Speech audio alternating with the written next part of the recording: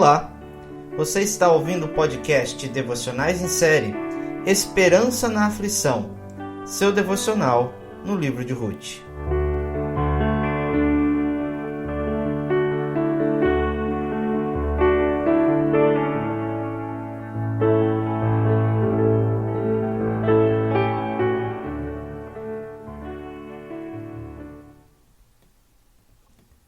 A proposta. Ruth, capítulo 3, versículos 6 a 18. Então Ruth foi para a eira e fez conforme tudo o que a sua sogra lhe havia ordenado. Quando Boaz terminou de comer e beber, e estava já de um coração um tanto alegre, foi deitar-se ao pé de um monte de cereais. Então Ruth chegou de mansinho, descobriu os pés dele e se deitou. Aconteceu que, no meio da noite, o homem se assustou e sentou-se, e eis que uma mulher estava deitada aos seus pés. Boaz perguntou: "Quem é você?" Ela respondeu: "Sou Ruth, a sua serva. Estenda a sua capa sobre esta sua serva, porque o Senhor é um resgatador." Boaz respondeu: "Que você seja bendita do Senhor, minha filha. Você se mostrou mais bondosa agora do que no passado, pois não foi procurar um homem mais jovem, fosse rico ou fosse pobre. E agora, minha filha, não tenha medo. Tudo o que você falou eu vou fazer, porque todo o povo da cidade sabe que você é uma mulher virtuosa. Sim, é verdade que eu sou resgatador, mas ainda há outro resgatador que é aparente mais chegado do que eu. Fique aqui esta noite. Pela manhã, se ele quiser resgatar você, muito bem, ele que o faça. Mas, se ele não quiser, eu o farei, tão certo como vive o Senhor. Deite-se aqui até amanhã."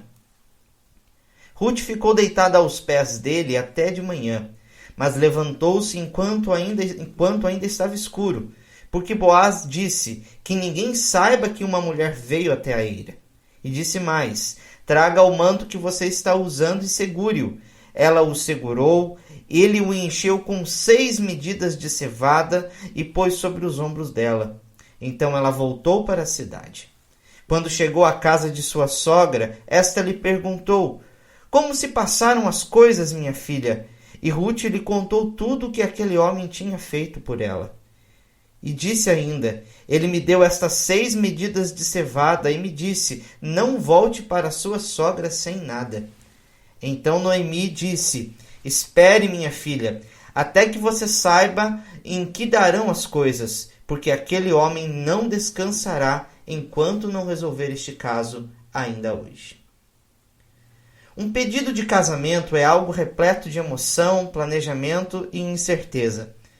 Em nossa cultura, quando um rapaz se dispõe a pedir a mão de uma mulher em casamento, ele planeja um momento com antecedência, compra um bonito par de alianças, reserva uma mesa naquele restaurante de gente bacana, convida a dama para um jantarzinho rotineiro e mantém um segredo a todo custo, apesar da perspicácia da donzela em sacar os detalhes aos quais o rapaz não se atentou.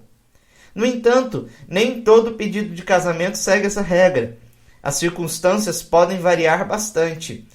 Quando quis pedir minha esposa em casamento, eu não consegui guardar o segredo e lhe disse que havia comprado as alianças. Então convidei ela e os meus sogros para passarem um final de semana no sul de Minas Gerais, na casa de meus pais, e informei meus sogros sobre as minhas intenções, pedindo a eles a permissão devida. É claro que a minha esposa já estava certa que eu a pediria em casamento nessa ocasião. Porém, não foi em um jantar, mas de madrugada, quando eu a acordei porque queria levá-la para ver o nascer do sol em um dos pontos mais altos da cidade. Sem dúvida, ela também percebeu, pois não era do meu feitio, e ainda não é, acordar de madrugada. Estava muito frio, e por que mais eu a faria levantar nesse horário? Contudo, a recordação desse dia é maravilhosa. Ao nascer do sol me pus de joelhos e a pedi em casamento. Logo depois descemos até a cidade, onde contratei um café da manhã tão delicioso, certamente o melhor que tomamos até hoje, na melhor padaria da cidade. Recordo-me da emoção desse dia, do sorriso e o brilho nos olhos da minha esposa. De todas as coisas, essas são as que eu nunca me esquecerei. O texto de nossa reflexão trata-se também de um articulado plano, uma proposta de casamento bem comum até para os nossos dias, porém cheio de emoção e significado para nós. No intento de proporcionar descanso e segurança à sua nora, Noemi orienta Ruth a buscar em Boaz um casamento. Os versículos de 1 a 5 nos contam de um plano mirabolante que Noemi teve. Ruth deveria ir até onde Boaz estava trabalhando durante a noite, esperar que ele comesse, bebesse e fosse dormir, para então chegar de mansinho, descobrir os seus pés e esperar ao seu lado até que ele acordasse. Que maneira de chamar a atenção, não é mesmo? Os versículos 6 a 8 nos mostram que Ruth seguiu estritamente o plano de Noemi. Esperou que Boaz se satisfizesse e se alegrasse com a sua comida e bebida, que ele se deitasse ao pé de um monte de grãos e adormecesse, para ela então se achegar sorrateiramente, descobrir os pés dele e deitar-se próximo. Boaz, de fato, acordou assustado, reconhecendo talvez que seus pés estavam gelados, e então viu uma mulher deitada próximo a eles. Imagine você o espanto desse homem.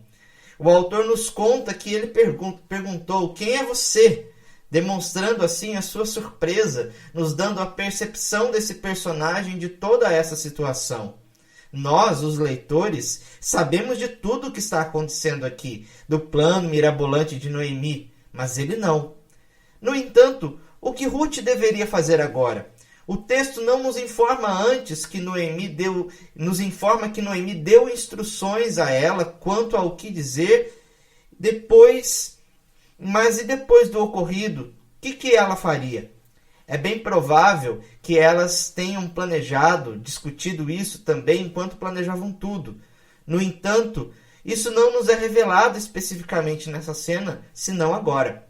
O autor nos mostra que Ruth fez uma proposta um tanto enigmática para Boaz.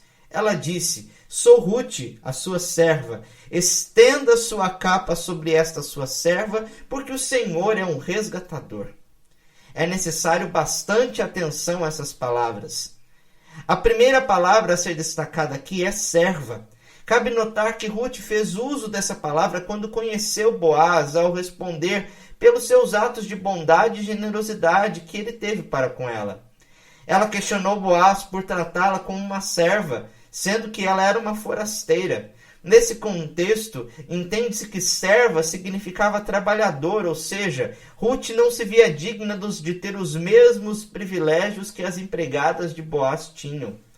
Neste encontro, Ruth já não se referia a si mesma mais como uma empregada, mas como uma pretendente, uma possível esposa para Boaz. A palavra no hebraico também traz essa nuance. A expressão estende a sua capa sobre a tua serva também é digna de nota. E aqui, de fato, está a proposta de casamento. Uma tradução melhor seria estenda a sua asa ou estique a sua asa. Uma referência enigmática às palavras do próprio Boaz, quando ele declarou uma bênção sobre Ruth naquele primeiro encontro, pedindo que o Senhor lhe recompensasse, porque ela estava buscando socorro debaixo das asas do Senhor. Certamente, no nosso texto, esse termo se refere ao matrimônio, pois é usado também em Ezequiel 16, capítulo 16, versículo 8, dessa forma. Quando passei de novo por perto e olhei para você, como diz o texto de Ezequiel, eis que você tinha chegado à idade do amor. Estendi sobre você as abas do meu manto e cobri a sua nudez. Fiz um juramento e entrei em aliança com você, diz o Senhor Deus, e você passou a ser minha. Abordando aqui sobre o relacionamento de Deus e o seu povo. Ou seja, Ruth estava propondo o casamento a Boaz. Como afirma uma nota na Bíblia de Estudo Herança Reformada, Ruth perguntava se Boaz seria o instrumento do amor redentor de Deus casando-se com ela. Que maneira mais interessante de pedir alguém em casamento, hein? Por isso, ela diz em seguida, porque o Senhor é um resgatador. Para os israelitas, um resgatador se tratava de um parente próximo que poderia assumir uma responsabilidade legal para com uma viúva no resgate de suas terras e no cuidado para com ela. Muitos tendem a relacionar esse costume com a lei do levirato, descrita em Deuteronômio capítulo 25, dos versículos de 1 a 5, na qual o irmão de um falecido tinha a obrigação de se casar com a esposa do irmão para promover a descendência dele e para que as terras ficassem em posse da família. Alguns estudiosos defendem que o costume de um parente próximo resgatar as terras e se casar com a mulher desse parente falecido é um desdobramento dessa lei. Porém, para o caso de um parente distante como Boaz, não havia uma obrigação jurídica legal a respeito disso. Como afirma Robert Chisholm Jr., nem Ruth nem Boaz agiram debaixo de uma obrigação legal. Ruth não era obrigada a se casar com Boaz, mas sua decisão de se casar com um benfeitor foi aparentemente motivada pelo seu desejo de dar prosseguimento à linhagem de seu marido falecido e, por meio disso, assegurar o bem-estar futuro de Noemi. Vê-se aqui, então, a lealdade de Ruth mais uma vez à sua sogra, fazendo valer as palavras que ela disse em juramento a ela no caminho de Moabe para Belém. E da mesma forma, Boaz também não tinha essa obrigação legal de se casar com Ruth. Ele o fizera por conta do caráter de Noemi, por conta das suas próprias atitudes. Diante desse ato de Ruth, você pode estar se perguntando, o que Boaz achou disso tudo? As palavras de Boaz em resposta ao pedido de Ruth são de grande importância também. Boaz louvou Ruth pela sua atitude. Primeiramente, ele proferiu sobre ela uma bênção, dizendo que ela era abençoada por Deus por essa atitude de bondade que era maior que a primeira. Boaz estava se referindo à atitude de Ruth de abandonar a sua terra natal, essa primeira atitude, e morar junto de Noemi para cuidar dela. No entanto, o desejo de Ruth procurar um casamento com um parente próximo de Noemi, do falecido Elimeleque, no caso, para suscitar a linhagem de seus filhos, de seus falecidos filhos, e resgatar as terras que eram de sua família, essa era uma atitude de bondade maior que aquela primeira. Boaz louva Ruth, então, pelo seu caráter nobre, chamando-a de mulher virtuosa, que literalmente significa mulher de força, por ela pensar no bem-estar de sua sogra, quando disse que ela poderia ter procurado algum jovem, qualquer outro jovem, em idade, um rapaz aí em idade de casamento, para se casar com ele, fosse ele rico ou fosse pobre, ao invés de Boaz, que, ao que tudo indica, parecia ser bem mais velho que Ruth. Como nos informam os versículos 11 a 13, Boaz assegurou a Ruth que faria tudo o que estivesse ao seu alcance para fazer como ela havia pedido. No entanto, algo inesperado é dito por Boaz.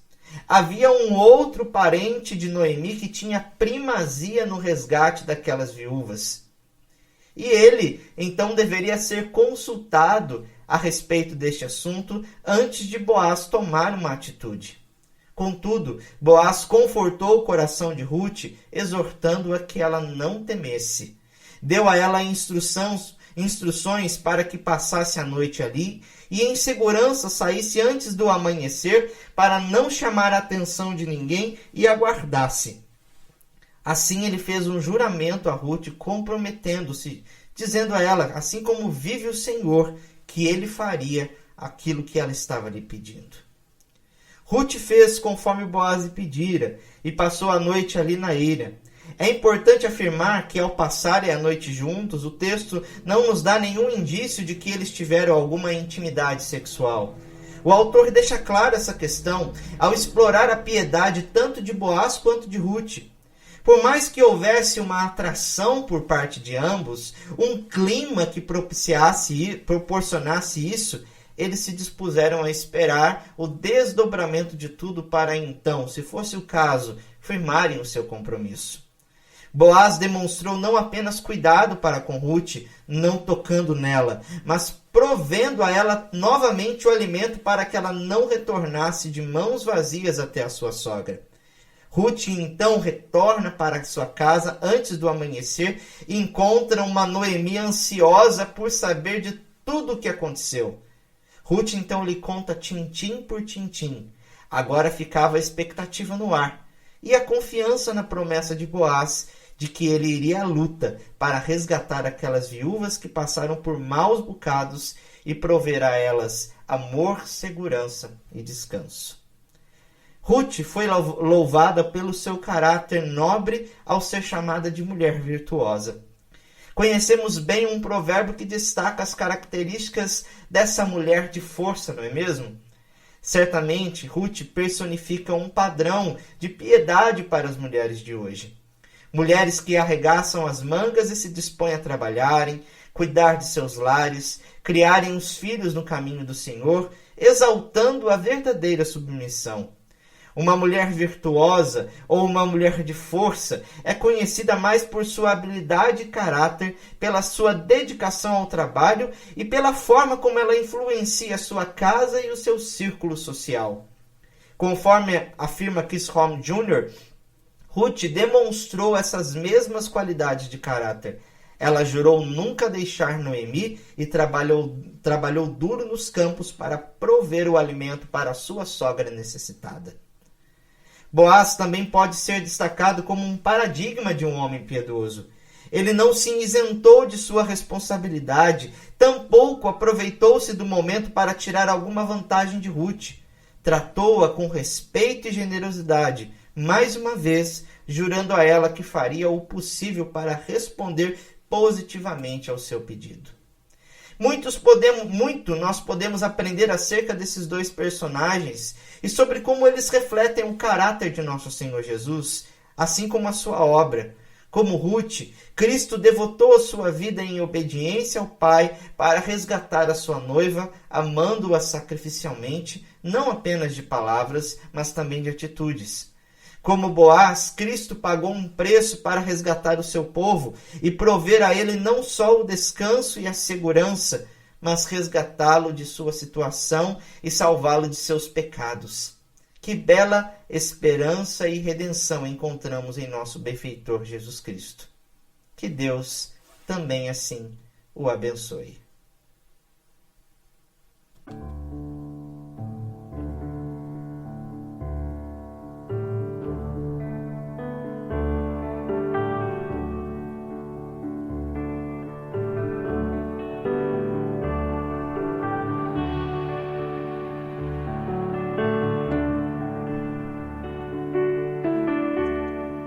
Você ouviu o podcast Devocionais em Série Esperança na Aflição, seu devocional no livro de Ruth.